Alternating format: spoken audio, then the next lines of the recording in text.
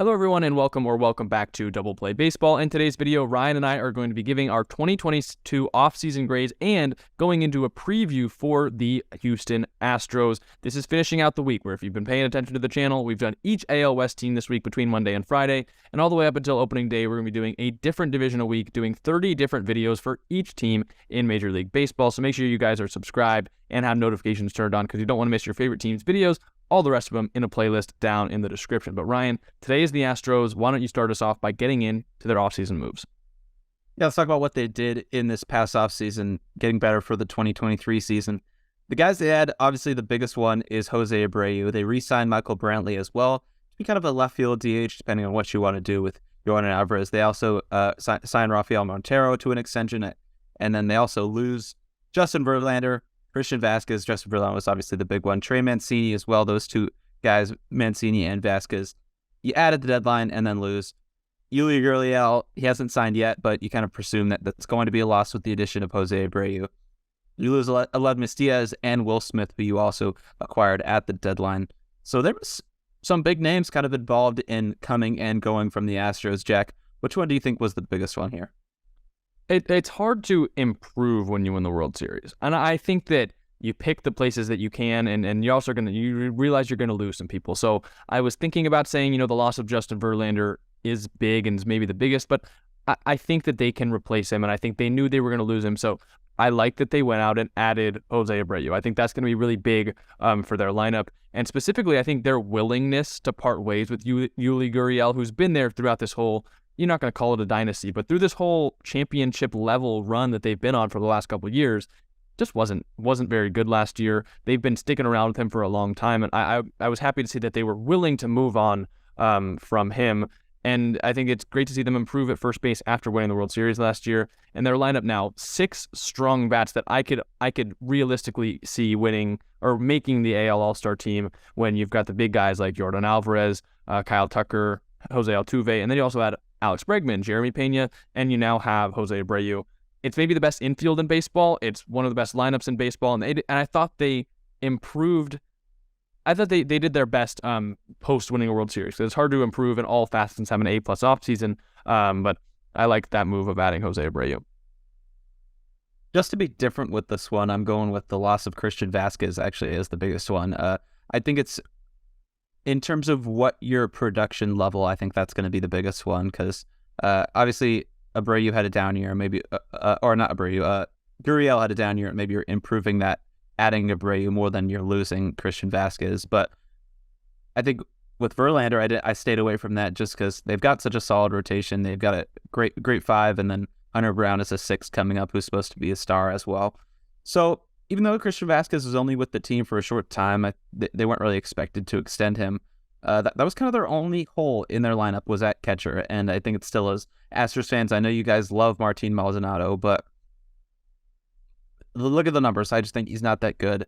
Where he thrives defensively is kind of what's not that important anymore in terms of being able to throw runners out. It's more about framing now, which he's not the best at, and he's obviously we know he's not a great hitter. So as fans, I know you love Martin Maldonado, but I just think he's not as good, and I think losing Vasquez will hurt more than you guys think. And yeah, like I said, I think maybe they weren't expecting to extend him, but I think Christian Vasquez, he's actually a very good catcher, and he's a great defensive catcher when you look at the metrics as well. So I think there's a lot of other ways I could have done. Maybe I'm wrong saying Christian Vasquez is the biggest loss, but said it to be a little different, and I think they'll be fine without Justin Verlander. Correct me if I'm wrong. Didn't they start Martin Maldonado throughout most of the playoffs last year? Like Christian Vasquez was a bench piece for them. I believe so in some, yeah, but I don't think they should have. No, I think I agree. But I think it's kind of that complacency where like Martin Maldonado's been there for so long and they want to keep him around, like they did Yuli Gurriel for a little bit of time. So maybe who knows, next offseason they will go and add a different catcher. But I think catcher is one of those positions where once you find a guy where maybe he's not the best hitter, but he's got relationships with the pitchers and he's been around there for a while, you decide to stick with it. Like, don't mess with something that's not broken, because they did win a World Series, and their pitching has obviously been great. And sometimes that can be attributed to who you have behind the plate. But if we're talking an offseason grade, I'm going with a solid B. I think it's hard for them to do much more than they did, but just compared to other teams that have gotten higher grades for me, I think they deserve to be in the B range. I think it was big to get Rafael Montero back in the bullpen and improve at first baseman, but you're losing Justin Verlander, you're losing some of these other guys like Trey Mancini, Christian Vasquez, who didn't play well for the Astros, but have shown that they are good baseball players. So I'm going with a B, kind of right there in the average range, maybe a little bit better because they did bring in one of the bigger free agents in Jose Abreu. I'm going to go with a B minus is what I wrote down. And, lots of key guys they got at the deadline, which you weren't really expecting to extend. And that's kind of just the way a championship run works, or when you're one of the better teams. You're going to add guys that you're not going to extend at the deadline. Then you lose Justin Verlander. That sucks. But they're trusting their pitching rotation with a solid 5 that we've talked about in previous episodes. And you got Hunter Brown coming up. I'll trust them as well. And you also get a Christian Javier extension this offseason, so push them here. Then obviously you add Jose Abreu, making the lineup really good. And even though I hated on keeping Martin Maldonado a little bit, when you have a lineup as good as theirs, that you can afford to kind of have a little bit of a hole offensively in order to keep the relationships like with the pitchers, because that's also something that's can't really measure with stats that I failed to mention a little bit. So overall, I think it was in the B range of an offseason, and obviously they're still atop the American League, and they really didn't need to do much. So if you can talk about what you're expecting, maybe the grade's a little higher, but looking objectively at the offseason, I'm going with the B minus. Yeah, to get into what to expect for the 2023 season, I'm going to stick with something that I've said, I think, throughout this offseason and pretty much since the World Series.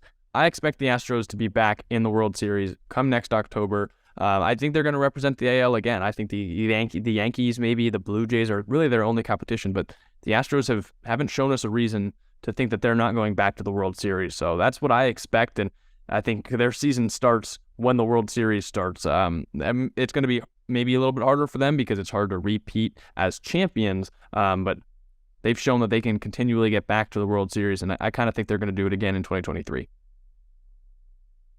I'm going to go with my what to expect. I'm saying a 100-win season where they win the American League West and earn the 1 seed, but maybe going into my bold predictions, I think they're not going to be representing the American League in the World Series. I'm going to disagree with you there, and I feel like that's crazy to say.